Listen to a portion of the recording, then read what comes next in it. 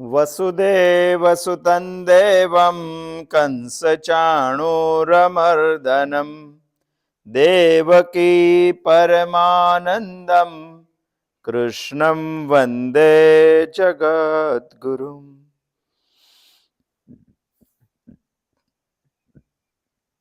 શ્રીમદ ભગવદ્ ગીતામાં કર્મયોગમાં આપણે 5મો શ્લોક જોવાનો પ્રયત્ન કરીએ છીએ. અર્જુને કુરુક્ષેત્રના મેદાનમાં શસ્ત્રો તો છોડી દીધા, પરંતુ આજનો અર્જુન તે અર્જુનને જોઈને કર્મ છોડવાની પણ વાત કરે છે. તે અર્જુન પણ કર્મ છોડવાની વાત કરે છે. માટે ભગવાન એવું કહે છે કે એ તારા માટે સંભવ નથી.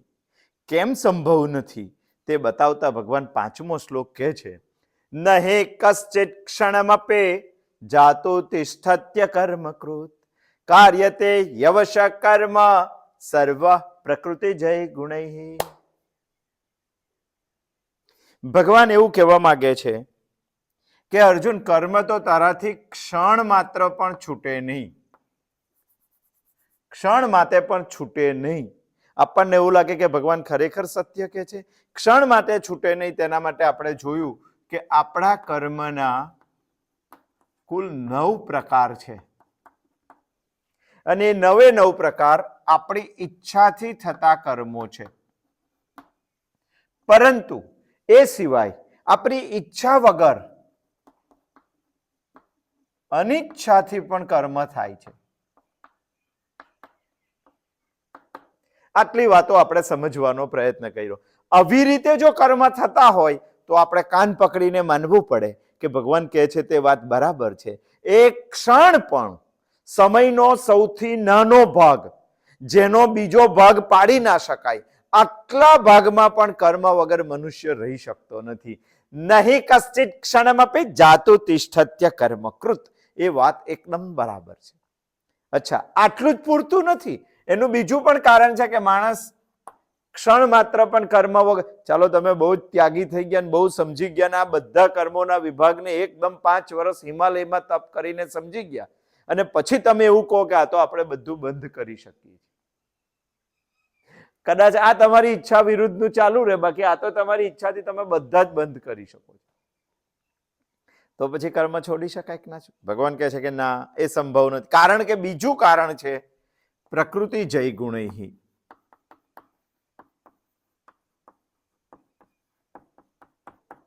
આપણને પરવશ કરે છે. કાર્યતે યવશ કર્મ સર્વ પ્રકૃતિ જય ગુણૈ. 2 કારણ છે અને બંને આપણે સમજવાનો પ્રયત્ન કરીએ છીએ. અહીંયા તો આપણે સમજી ગયા. બીજું કારણ એ છે કે તું ક્ષણ માત્ર પણ કર્મ વગર કેમ નહીં રહી શકતો? કારણ કે આટલા પ્રકારના કર્મો છે, ના જાણતો હોય તો જાણી લે. અને આટલા પ્રકાર ધ્યાનમાં રાખ્યા પછી ભગવાન આ શ્લોક બોલે છે, મારા ધ્યાનમાં આ નથી. તો ભગવાનની આ વાત મને જરાક ઉપર છલ્લી લાગે કે ભગવાન તો કયા કરે, બાકી આપણાથી ક્ષણ વગર કર્મ વગર તો રહી શકાય છે.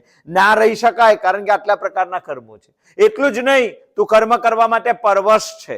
કેમ? પ્રકૃતિજન્ય ગુણોથી. અચ્છા, એમાં પ્રકૃતિ શું છે? આપણે સમય જતા પ્રકૃતિ એટલે સ્વભાવ. સ્વભાવ એટલે સંસ્કારોનો સમૂહ. સંસ્કાર એટલે શું? મેં જોયેલું, મેં અનુભવેલું, મેં ચાખેલું, મેં સાંભળેલું, મેં સ્પર્શેલી બધી જ બાબતોની આપણા અંતઃકરણમાં એક છાપ પડે છે. એ છાપ જ્યારે દ્રઢ થઈ જાય છે ત્યારે તેને સંસ્કાર કહેવામાં આવે છે. અને આવા સંસ્કારો જ્યારે ભેગા થઈ જાય છે ત્યારે તે સ્વભાવ બની જાય છે. અને આવા સ્વભાવને જ આપણે પ્રકૃતિ કહીએ છીએ. ત્યાં સુધી આપણે સમય જતા. આજે આપણે સમજવું છે કે અહીંયા વાત છે પ્રકૃતિજન્ય ગુણોની. પ્રકૃતિજન્ય ગુણો એની વાત છે. 3 ગુણો છે પ્રકૃતિજન્ય. એક છે સત્વ, બીજું છે રજસ અને ત્રીજું છે તમસ. આ 3 ગુણો છે, સત્વ, રજસ અને તમસ. આ 3 ગુણો આપણા અંતઃકરણમાં જન્મે છે.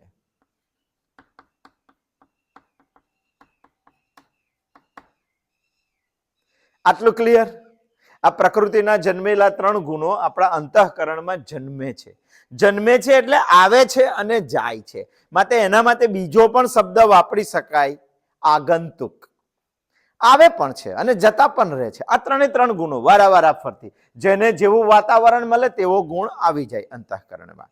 અને જ્યારે જે ગુણ આવે ત્યારે તે ગુણ આપણા અંતઃકરણમાં પ્રભુત્વ જમાવી દે છે. જો સત્વ ગુણ આવે તો આ બેને દબાવીને અનુપ્રભુત્વ આવી જાય. રજો ગુણ આવે તો આ બેને દબાવીને રજોનું પ્રભુત્વ આવી જાય. જો તમો ગુણ આવે આગંતુકમાં તો આ બેને દબાવીને આને આવી જાય. જેનો સત્વ ગુણ પ્રભાવી એ માણસને આપણે સાત્વિક માણસ કહીએ છીએ. જેનો રજો ગુણ પ્રભાવી એ માણસને આપણે રાજસિક માણસ કહીએ છીએ. અને જેનો તમો ગુણ પ્રભાવી એ માણસને આપણે તામસિક માણસ કહે છે. રામાયણમાં એક જ માની કુખે જન્મેલા 3 પુત્રો આ 3 ગુણના ઉદાહરણ છે. રાવણને લો તો રજોગુણ પાવરફુલ, વિભીષણને લો તો સત્વગુણ પાવરફુલ, અને કુંભકર્ણને લો તો તમોગુણ પાવરફુલ. અચ્છા, પ્રશ્ન એવો ઉભો થાય કે આ 3 ગુણો અંતઃકરણમાં જન્મે કેવી રીતે? એના માટે ભગવાને આ શરીરમાં બધા દ્વાર આપેલા છે. આપણે ગયા સોમવારે સમજવાનો પ્રયત્ન કર્યો હતો. અને બધા જ દ્વારો દ્વારા આ ગુણો જન્મે છે. બહાર કેવું વાતાવરણ છે એ વાતાવરણનું ગ્રાસ્પિંગ આ દ્વારો બધા લે છે. મારી 5 જ્ઞાનેન્દ્રિયો આ દ્વાર જ છે. અને એના દ્વારા મારામાં કોઈ પણ ગુણ પ્રવેશી શકે છે. રજો ગણો, તમો ગણો, કોઈ પણ ગુણ પ્રવેશી શકે છે. આ દ્વારો દ્વારા મારામાં આ જન્મે છે. વાતાવરણ આપણા ગુણોને જન્માવવામાં બહુ જ પાવરફુલ છે. એટલા માટે પુરાણકાળની અંદર એક પદ્ધતિ હતી કે 7 વર્ષનો બાળક થાય એટલે ઋષિના તપોવનમાં મૂકી દેવાનો 15 વર્ષ સુધી. એ 22 વર્ષનો થાય ત્યારે લગ્ન કરવાનું પ્રમાણપત્ર લઈને ઘરે આવે. કારણ કે બ્રહ્મચર્ય આશ્રમમાં વિદ્યા ભણ્યા વગરનો ગૃહસ્થાશ્રમ એ ઘી વગરના શીરા જેવો છે, લુખ્ખો છે, વાગે તમને મોંમાં. અને આજે બધા જ ગૃહસ્થાશ્રમો આવા છે. માણસ ઉંમર થાય એટલે લગ્ન તો કરી લે, પણ એને શાસ્ત્રોની ખબર નથી, એનું અધ્યયન નથી, એને સ્વાધ્યાય નથી કર્યો. અને એટલા જ માટે પહેલેના કાળમાં દરેક મા બાપ પોતાના બાળકને 15 વર્ષ ઋષિના તપોવનમાં મૂકતા હતા. શા માટે? અરે તપોવનમાં એક એવું વાતાવરણ છે કે એનામાં સત્વ ગુણ ગ્રાસ્પ કરવાનો પ્રયત્ન વધી જાય. એ 15 વર્ષમાં તો સાત્વિક થઈ જાય. હું તમને ઘણી વખત સમજાવું છું કે આપણે 3 પ્રકારનું મટીરિયલ લઈને જ જન્મીએ છીએ. સત્વ, રજ અને તમ. આ બધા બી આ આપણો પહેલો જન્મ નથી કે આ આપણો છેલ્લો જન્મ નથી. આપણે અસંખ્ય જન્મારાઓથી યાત્રા કરીએ છીએ અને એ જન્મારાઓમાં 3 પ્રકારના બી આપણે ભેગા કરીએ છીએ. 3 પ્રકારના બીજ 3માં ઉગવાની ક્ષમતા છે.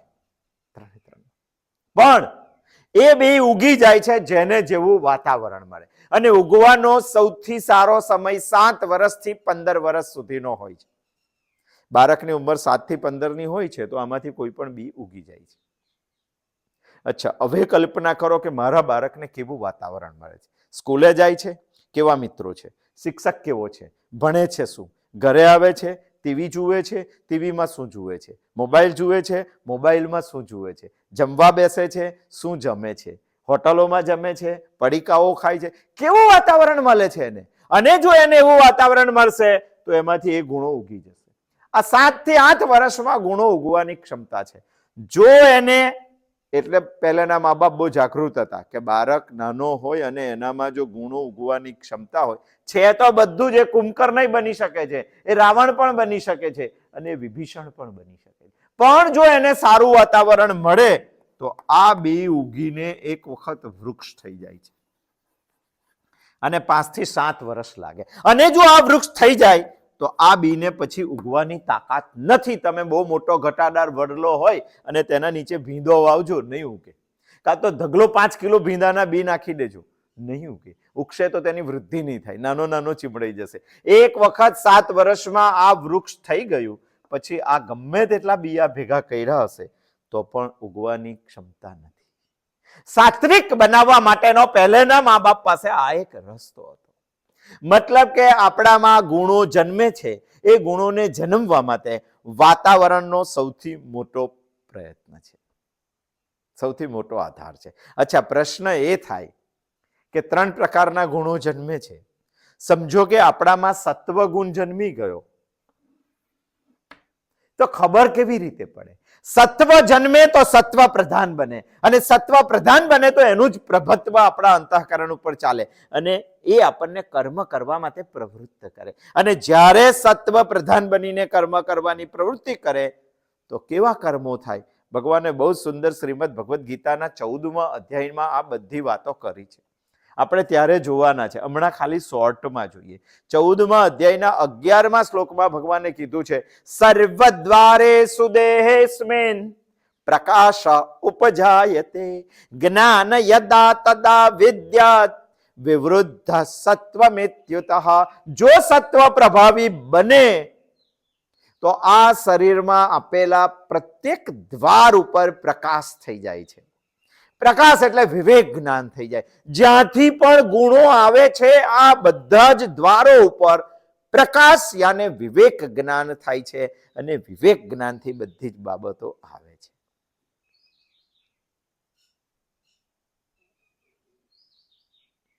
ખબર પડી ગઈ? જો સત્વ જન્મે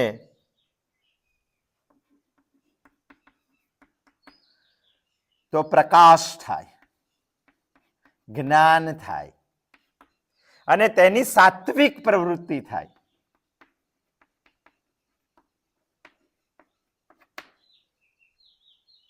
આ સત્વગુણનો આધાર છે.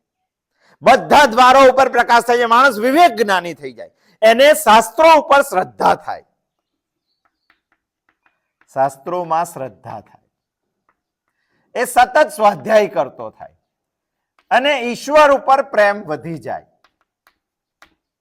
આ બધું થવા લાગે તો સમજવું માણસમાં સત્વગુણનો આગંતુક બનેલો છે અને સત્વગુણ પ્રભાવી છે, એ જ પ્રધાન છે અને આ બંને ગુણોને દબાવી દીધા છે.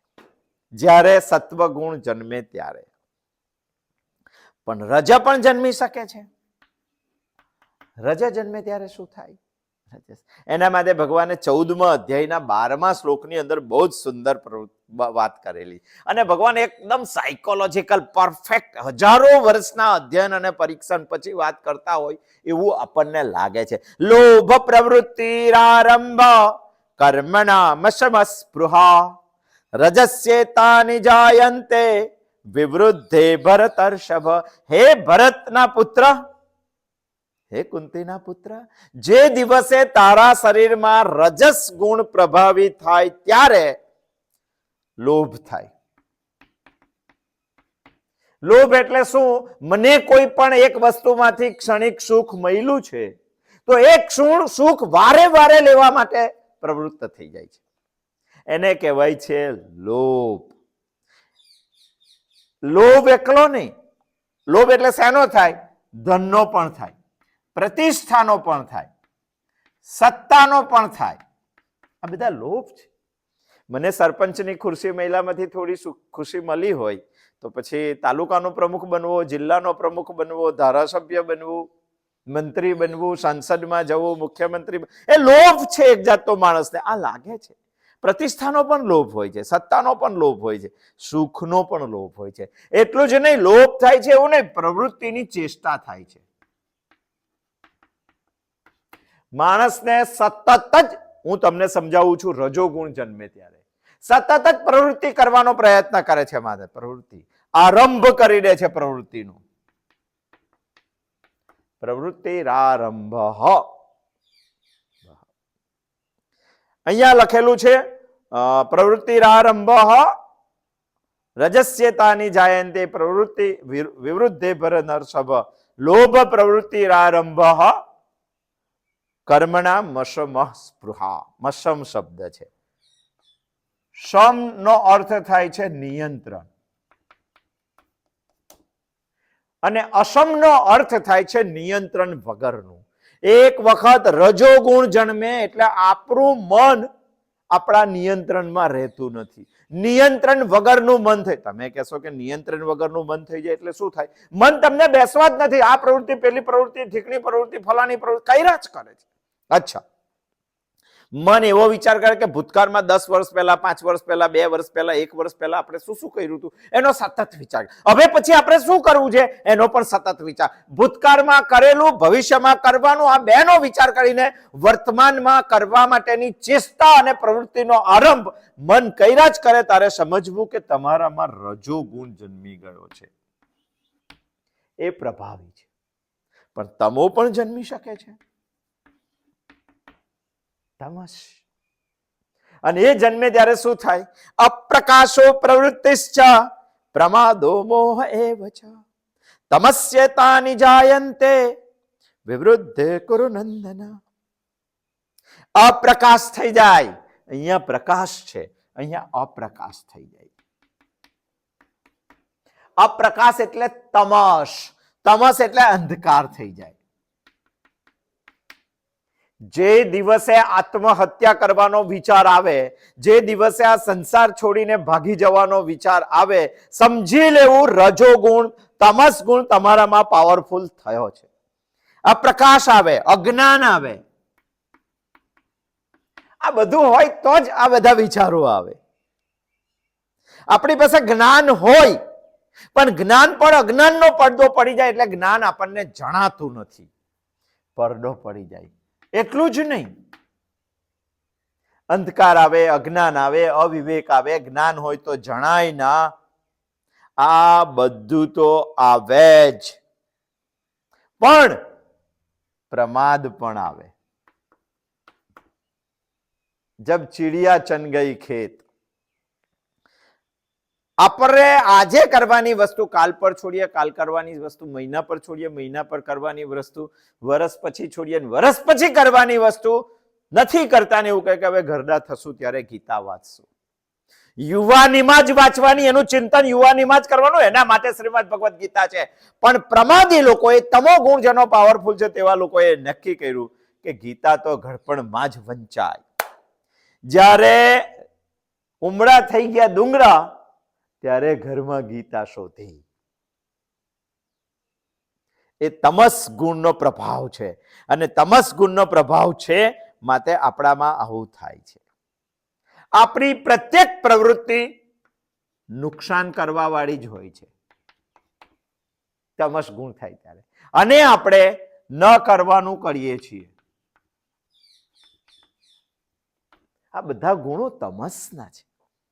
ન કરવાનું કરીએ એનો મતલબ આપણને કોઈની શિખામણ પણ સાચી લાગતી નથી. જે વખતે તમસ ગુણ પાવ, તમે ઉલટું જ કરતા હોય. ઉલટું કરતા એટલે 10 લોકો તમને શિખામણ 10 ના આપે તો કૃષ્ણ વંદે જગતગુરુમ તો શ્રીમદ ભગવદ ગીતામાં આપે જ. પરંતુ ત્યારે આપણને શિખામણ પણ લાગતી નથી, કારણ કે આપણામાં તમહ પાવરફુલ છે. શિખામણની પણ અસર થતું નથી. મોહ થઈ જાય છે, મૂઢતા આવી જાય છે, પ્રમાદ આવી જાય છે. ટૂંકમાં કહેવાનું હોય તો જીવન પશુવત થઈ જાય છે. પશુવત થઈ જાય. હવે 3 માંથી કોઈ પણ એક ગુણ તો જન્મવાનો જ છે. અને 3 માંથી કોઈ પણ એક જન્મવાનો હોય તો સત્વ જન્મો, રજ જન્મ કે તમ જન્મે. આ માણસની પ્રકૃતિ પરથી ખબર પડી જાય. લોભ પ્રવૃત્તિરારંભ કર્મણામ સમસ્પૃહા. કે માણસમાં કયો ગુણ જન્મ્યો છે. અપ્રકાશો પ્રવૃત્તિશ્ચ પ્રમાદો મોહ એવ ચ. જો માણસને 7 વર્ષની ઉંમરમાં આ ઝાડ મોટું થઈ ગયું, ઊંઘ જ કર્યો સવારે 9 વાગ્યા સુધી, તો પછી આ બિયા ગમે તેટલા હશે તો પણ ઉગે નહીં. પછી માણસ આખી જિંદગી કુંભકર્ણ જ રહેશે. જો એક વખત રાવણ બનવાના બી ઉગી ગયા તો પછી બીજા 2 જીવનમાં ઉગાડવા બહુ અઘરા છે, કારણ કે પેલું ઝાડ બની જશે. હવે આપણે નક્કી કરવાનું કે મારા ઘરમાં કેવું વાતાવરણ છે અને મારા ઘર આવેલો જીવ એ વાતાવરણમાં કયા ગુણોને મોટા કરતો હશે. આપણા શાસ્ત્રો એવું કહે છે, કે માણસે જિંદગીમાં બ્રહ્મચર્ય આશ્રમમાં શાસ્ત્રોનું અધ્યયન કરવું જ જોઈએ. જો ના કરે તો બાકીના 3 આશ્રમો એના ફેલ જાય છે. એનો મતલબ વૃથા ગતન તસ્ય જીવનમ, ફેલ જાય છે જીવન. અને જો બ્રહ્મચર્ય આશ્રમમાં શાસ્ત્રોનું અધ્યયન કરી લીધું તો બાકીના 3 આશ્રમ એના પાવરફુલ જાય છે. એનો મતલબ ધન્ય ગૃહસ્થ આશ્રમ બની શકે છે.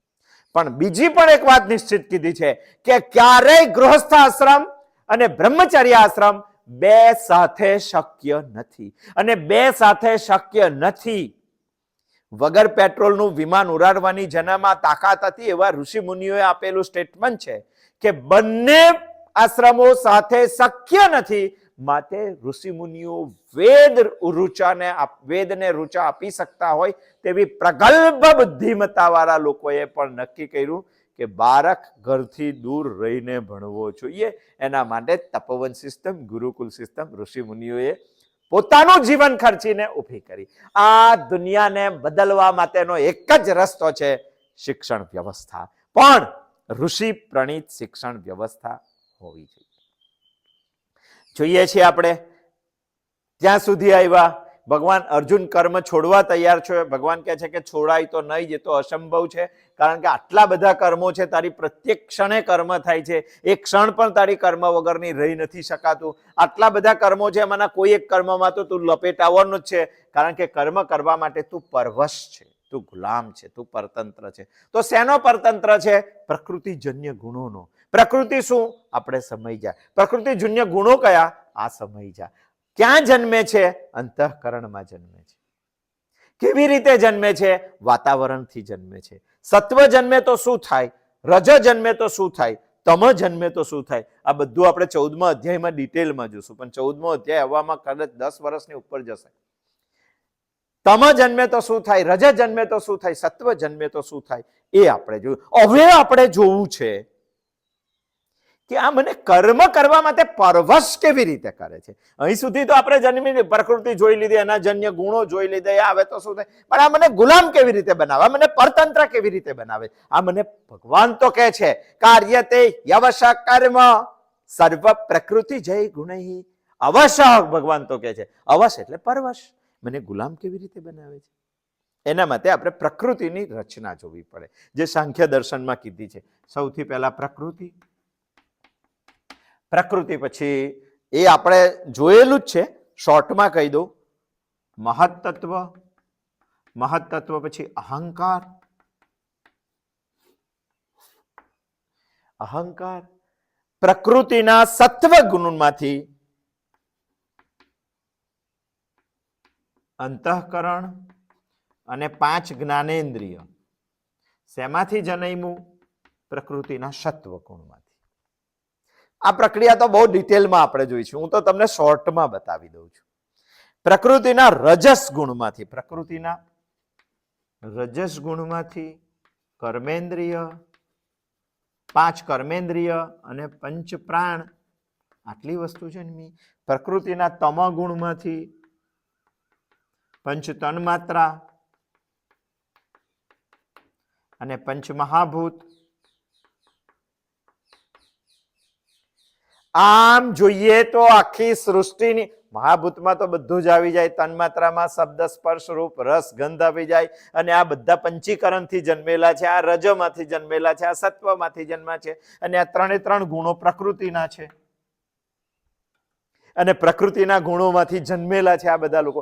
એનો મતલબ મારું અંતઃકરણ પણ પ્રકૃતિમાંથી જન્મેલું છે, મારી જ્ઞાનેન્દ્રિયો પણ પ્રકૃતિમાંથી જન્મેલી છે, મારી કર્મેન્દ્રિયો પણ પ્રકૃતિમાંથી જન્મેલા છે, મારા 5 પ્રાણ પણ પ્રકૃતિમાં જન્મેલા છે, અને 5 મહાભૂતથી બનેલું આ શરીર પણ પ્રકૃતિમાંથી જન્મેલું છે. અને આ 5 જ્ઞાનેન્દ્રિયો જ્યાં દોડે છે, એ 5 વિષયો જેના લીધે દુનિયા મને દેખાય છે, છઠ્ઠો કોઈ વિષય નથી, આ પણ પ્રકૃતિમાંથી જન્મેલું છે.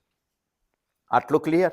એટલે ભગવાને અહીંયા કીધું કે પ્રકૃતિ જય ગુણૈ, પ્રકૃતિમાંથી જન્મેલા ગુણો, આ એની પ્રક્રિયા છે. બરાબર? આટલું ક્લિયર? આટલું ક્લિયર થયા પછી એ વાત નિશ્ચિત આવે છે કે જેનું જે કાર્ય છે એ કારણમાંથી ગુણો ઉપાડે છે.